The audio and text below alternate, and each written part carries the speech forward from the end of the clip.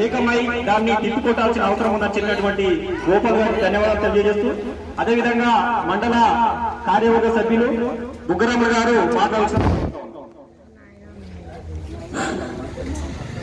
ఈరోజు ప్రపంచ కార్మిక దినోత్సవం మేడే సందర్భంగా మన హారుత గ్రామంలో సిఐటి ఆధ్వర్యంలో జెండా ఆవిష్కరణ చేసినటువంటి సిఐటి నాయకత్వానికి ఇక్కడ వచ్చినటువంటి కార్మిక సోదరుల అందరికీ కూడా పేరు పేరున విప్లవాలను తెలియజేస్తూ, ఆ రోజు అమెరికా నడిబొడ్డున చికాగో నగరంలో పెట్టుబడిదారు వ్యవస్థ పేరుతున్న సమయంలో కార్మికులకు పని లేదు, సమయం లేదు, తిండి లేదు, నిద్ర లేదు, కుటుంబం లేదు, పిల్లలు లేదు, ఒకటి పని చేయాలి.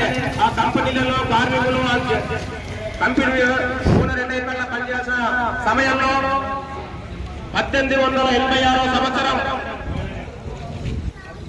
ఏప్రిల్ 25-26 నాడు స్టార్ట్ అయినటువంటి ఈ ఉద్యమం ఫస్ట్ అమెరికాలో పెట్టుబడిదారి వ్యతిరేకంగా ఈ ఉద్యమం ప్రారంభమై, ఏదేమైనా కార్మికులు పనిచేసినటువంటి ఈ కార్మికులకు కనీస వేతనాలు అమలు చేయాలి, 18 గంటల పని విధానం పోవాలి, 8 గంటల పని విధానం రావాలి, 8 గంటలు పని చేస్తే 8 గంటలు కుటుంబం కోసం కేటాయిస్తే ఇంకా 8 గంటలు విశ్రాంతి తీసుకోవడానికి కార్మికులకు అవసరం అని చెప్పి ఏప్రిల్ 26వ తేదీన సమ్మె జరుగుతూ ఉంది అమెరికాలో చికాగో నగరంలో.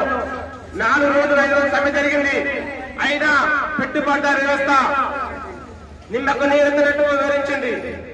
మే 1వ తారీఖు నాడు సీరియస్ గా అదే చికాగో నగరంలో కార్మికులంతా లక్షలాది మంది ర్యాలీగా బయలుదేరి ఈ పెట్టుబడిదారి వర్గాన్ని చీరి చెండాడి కార్మిక వర్గాన్ని రక్షించుకోవడం కోసం వెళ్తున్న సమయంలో ఆ రోజు పెట్టుబడిదారు వర్గం మిలిటరీ వ్యవస్థ పోలీసులు మొత్తం నింపి ఎక్కడికక్కడ కూటాలకు పనిచేసింది కార్మికులని.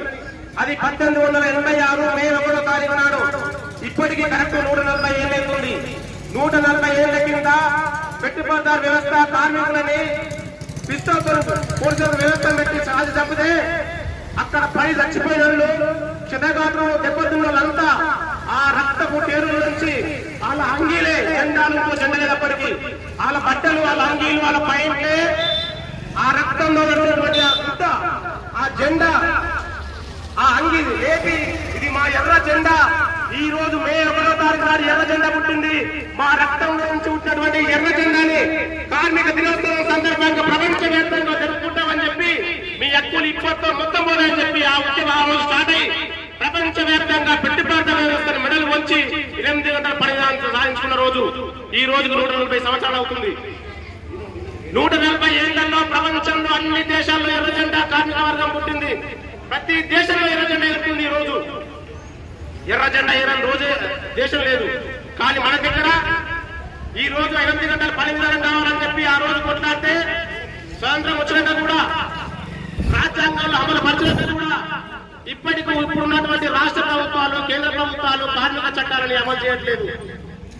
కార్మికులు అవసరం అనుకుంటే మన దగ్గర చూస్తా ఉన్నాం.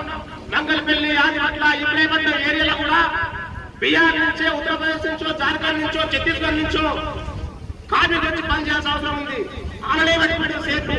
ఎందుకంటే మనం పనిచేస్తే యూనియన్ పెట్టుకుంటాం, మనం పనిచేస్తే మనకు శ్రమకు తగ్గ వేతనం వాళ్ళని కొట్లాడతాం, మనం పనిచేస్తే ఈఎస్ఐ కావాలి, బిఎఫ్ కావాలి, లేదా ప్రమాదం అయితే ప్రమాదవశాత్తు బీమా కావాలి, ఇవన్నీ కావాలని కార్మిక చట్టాలు కావాలని చెప్పి మనం కొట్లాడతాం. కానీ అదే ఛత్తీస్గఢ్ బీహార్ ఉత్తరప్రదేశ్ వచ్చి పనిచేస్తే వానికి ఏముండదు. ఒకవేళ కింద వచ్చి చనిపోయినా దెబ్బ తాగినా ఆయనకి 15 రూపాయలు 20 రూపాయలు వచ్చి ఆ ఇంటికి పంపిస్తారు.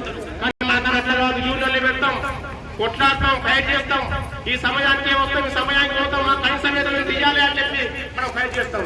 కాబట్టి పెట్టుబడిదారు వ్యవస్థ అంతా ఈ దేశవ్యాప్తంగా, రాష్ట్ర వ్యాప్తంగా ఎక్కడ చూసినా ఈ రాష్ట్ర ప్రభుత్వాలు, కేంద్ర ప్రభుత్వాలు కూడా ఆ పెట్టుబడిదారు వర్గానికే తోడ్పడతాయి తప్ప ఈ కార్మిక వర్గాలకు తోడ్పడాలి. మనం చూస్తా ఉన్నాం. నిన్న మొన్న ఆర్టీసీ జరిగింది. ఆర్టీసీ కనీస వేతనం అమలు చేయాలంటే కూడా ఇబ్బంది పడుతున్నటువంటి ప్రభుత్వం ఉంది. అంతేందుకు ఇప్పుడు ఈ దేశంలో ఈ పెరుగుతున్న ధరలకు అనుగుణంగా ప్రతి కార్మికుడికి ఏ కంపెనీలో పనిచేసినా రోజు లేబర్ అయినా సరే 26,000 జీతం కనీస వేతనం ఇవ్వాలి. ఈఎస్ఐ, పిఎఫ్ గవర్నమెంట్ కల్పించాలి. ప్రమాదవశాత్తు బీమా జరిగినటువంటి వారం రోజుల్లో బీమా ఇంటికి రావాలి. చనిపోతే కానీ దెబ్బలు తాకితే కానీ ఏం చెప్పినా రావాలి. కానీ ఇవన్నీ ప్రభుత్వం రద్దు చేస్తుంది. మొత్తం కంపెనీలకు మీ ఇష్టం పెట్టుకోవాలని చెప్పేస్తుంది.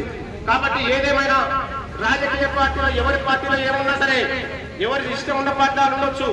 కానీ కార్మికులకు ఆపద వచ్చిందంటే, కష్టం వచ్చిందంటే ఖచ్చితంగా ఒక కార్మికుని ఆలోచించి ఇంకో కార్మికులు వస్తే ఆ కార్మికుని సమస్య పరిష్కారం అవుతుంది. కానీ ఆయన దెబ్బతాకింది, ఆయన ఏమైనా చేసుకుని నాకు సంబంధం, ఆయన ఇస్తలేదు కాబట్టి లేకపోతే నాకు చూసుకుంటుంది అనుకుంటే మాత్రం అది రేపు ఆయనకైతుంది, ఇంకో ఆయనకైతుంది, మనకైతుంది. కాబట్టి ఏదేమైనా కార్మికుల ఐక్యత కోసం, కార్మికుల హక్కుల కోసం